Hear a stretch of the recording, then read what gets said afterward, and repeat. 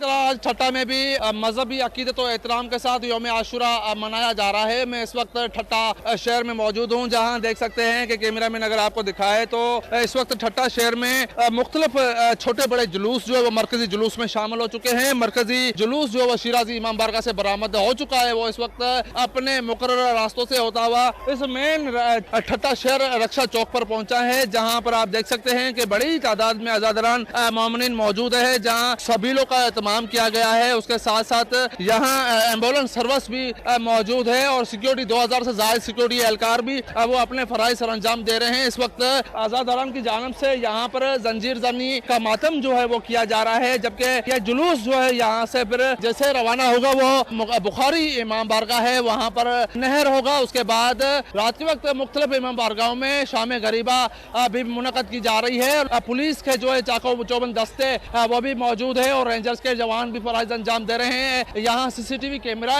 के जरिए जो है इस जुलूस की निगरानी भी की जा रही है और उसके साथ साथ मुख्तलिफ रेस्क्यू टीमें जो है वो भी यहाँ अपने फराइज सर अंजाम दे रहे हैं। शुदाए करबला को बेटा पेश की जा रही है। ये जुलूस जो है वो बुखारी इमाम बारगाह पर नहर होगा। उसके बाद शाम गरीबा मुख्तलिफ इमाम बारगाहों में मुनक़द की जा रही है। लेकिन इस वक्त ठट्टा शहर में जो मरकजी जुलूस है वो पहुँच चुका है, जहाँ पर मातम का सिलसिला जारी है। जी।